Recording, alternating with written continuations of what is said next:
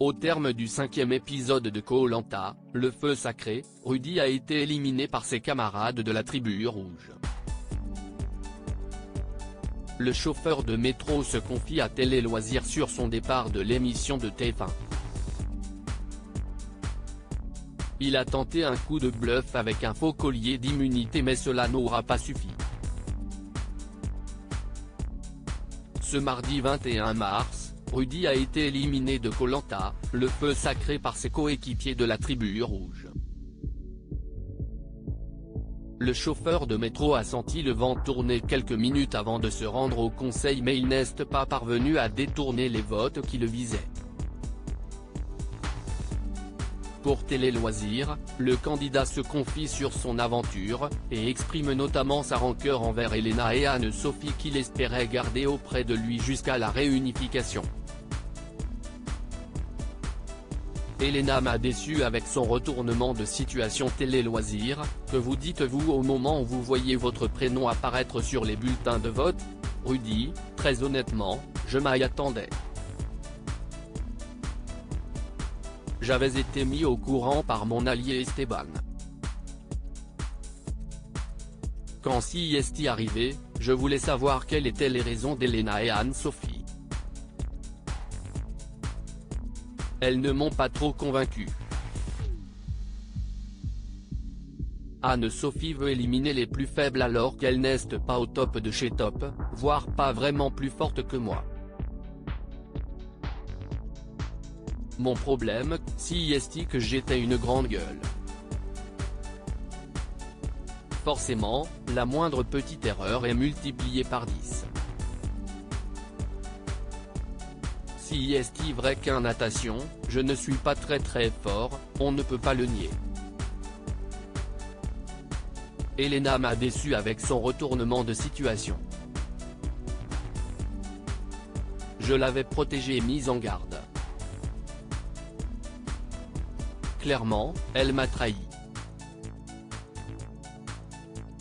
CIST un coup dur. Quand elle me dit qu'on forme un duo trop fort avec Esteban alors qu'elle était dans un trio avec nous pour éliminer Alexandre, la pilule a du mal à passer. Aviez-vous scellé un pacte avec Esteban et Elena? On va dire la vérité. Le vrai duo, c'était Esteban et moi, on était tout le temps fourrés ensemble. Qu'on puisse faire peur, ok. Mais on était quand même ouvert aux autres et Elena était très présente de temps en temps avec nous. J'étais loin d'imaginer qu'elle était un peu manipulatrice. Quand Anne-Sophie vous dit que vous êtes le plus faible au niveau sportif, vous êtes d'accord? Pas tellement. Étant donné que j'ai une trop grande bouche, quand je fais quelque chose de mal, CIST très mal vu. Mais elle n'est pas vraiment plus forte que moi, elle ne fait rien sur le camp, elle ne fait rien sur le radeau, elle n'est pas capable de viser sur l'épreuve d'immunité alors que j'en mets deux. J'ai quelques lacunes et ça me fait défaut. Quand on l'ouvre, on doit assurer.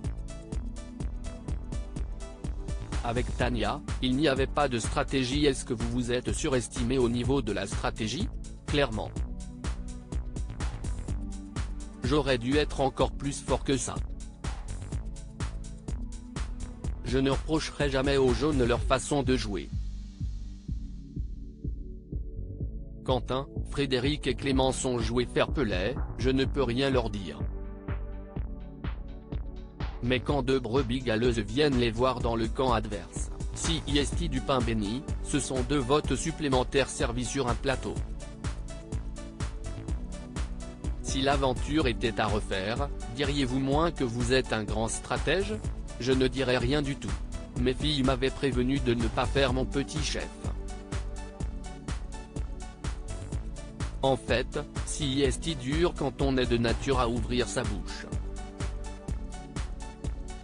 Si jamais je devais le refaire, je mordirais ma langue pour ne pas parler. Quand je regarde Koh-Lanta depuis longtemps, Ceux qui vont le plus loin sont les plus discrets. Ça a été plus fort que moi. Comment expliquez-vous votre complicité avec Tania? Dans la vie, il y a des gens avec qui ça accroche tout de suite. Dès qu'on est arrivé à 20, on avait une facilité à parler, à rigoler, à faire des choses ensemble. Si est un naturel qui s'est fortement installé. L'amitié était là, l'entraide aussi. On ne discutait pas de stratégie parce que le fait de se retrouver ensemble, c'était naturel. On avançait forcément ensemble. Mon plus grand regret, avoir fait confiance à Elena et Anne-Sophie dans l'épisode, on voit les aventuriers commencer à cracher dans votre dos. Comment était l'ambiance sur le camp? Ça parle derrière mais rien n'était dit en face. Dans mon caractère, je sais que je parle beaucoup donc je sais que je peux agacer. Dans la vraie vie, je suis social et jovial. Je suis en mode bienveillance à la base. Dans un jeu comme ça, je peux agacer parce que les gens veulent à tout prix gagner. Quelle est votre plus grande fierté? Si est d'avoir participé à Koh-Lanta, tout simplement. Sur plus de 40 000 personnes, j'ai été retenu. On veut toujours aller plus loin, j'aurais aimé être sur les poteaux. Je suis quand même assez content de ce que j'ai fait. Quel est votre plus grand regret? Avoir fait confiance à Elena et Anne-Sophie. Mais il faut bien se dire que ce n'est qu'un jeu. J'ai un peu de rancœur mais je suis passé à autre chose. La vie a repris son cours. Je n'aille pas de mal à ce qu'on m'élimine mais si est plutôt la façon de le faire, de m'avoir menti. Anne-Sophie qui ne fout rien et qui dit que je suis le plus faible et Elena que j'ai protégée et qui me ment en me regardant droit dans les yeux, pour qu'au final elle vote contre moi, ça j'ai eu un peu de mal. Qu'elle me dise qu'elle n'était plus d'accord avec moi, je l'aurais accepté.